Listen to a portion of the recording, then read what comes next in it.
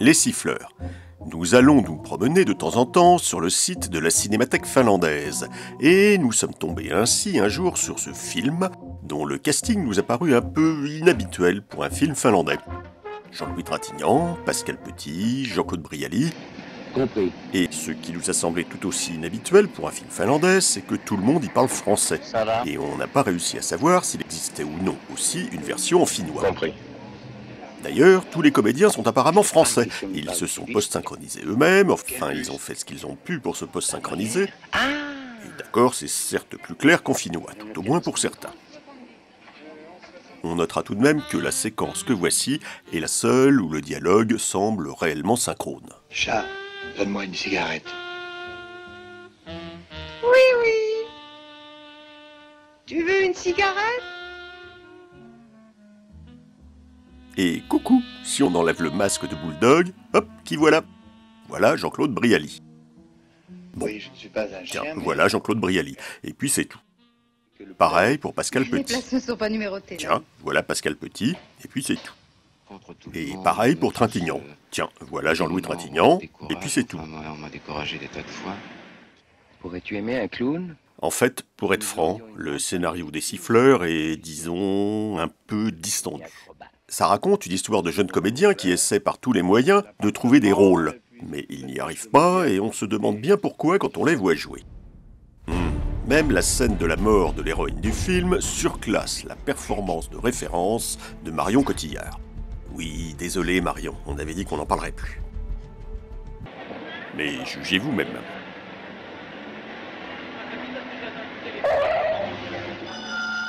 On ne sait pas trop pourquoi elle meurt du reste, l'héroïne. Et finalement, on s'est un peu désintéressé de ce que ça raconte, les siffleurs, et on s'est plutôt penché sur ce que ça montre. D'abord, on peut admirer au tout début un vieux flipper à l'époque où ça marchait avec une pièce de 20 centimes de francs, le Liberty Bell. Mais si on se souvient bien, il n'était pas terrible, le Liberty Bell.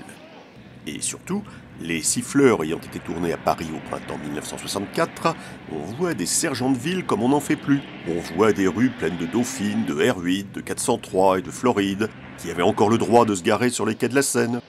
Et on revoit avec plaisir les vieux autobus à plateforme qu'on pouvait attraper au dernier moment. Et puis, on fait le tour des boutiques chics. Tiens, la fameuse galerie Steph Simon qui exposait alors les stars du design au 145 boulevard Saint-Germain.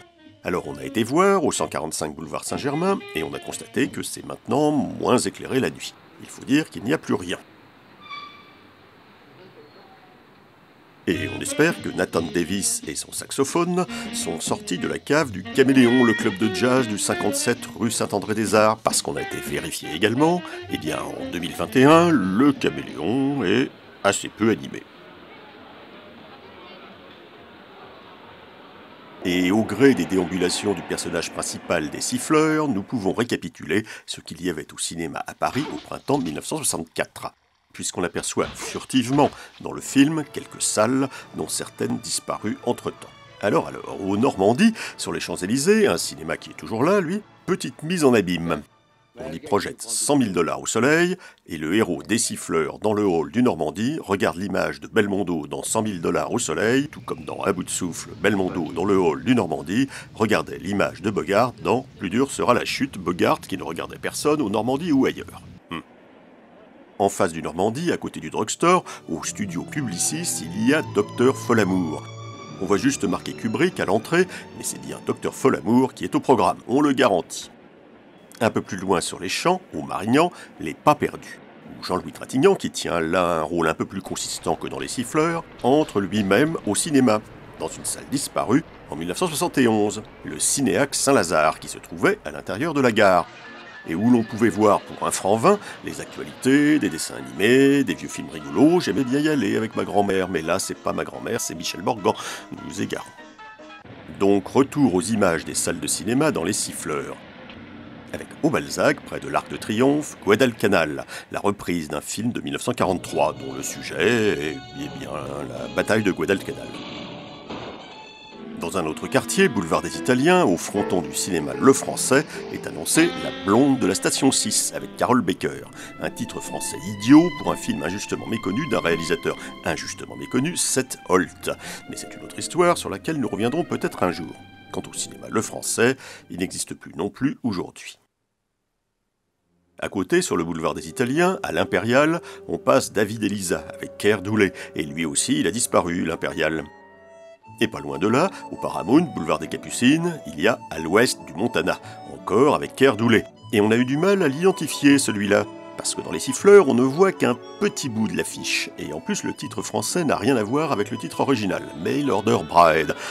Vraiment, on dirait qu'on n'a que ça à faire. D'ailleurs, vous allez peut-être finir par trouver que nous commençons à friser le discours oiseux, parce qu'à force, on parle de ceci, de cela, pia, les cinémas parisiens, la blonde de la station 6, Keir-Doulé, notre grand-mère, mais on ne parle pas beaucoup de notre sujet du jour, les siffleurs.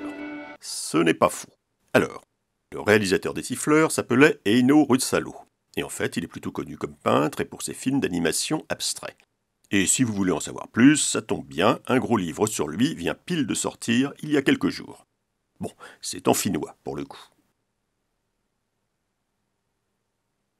Ah non, elle faisait pas de vélo, ma grand-mère.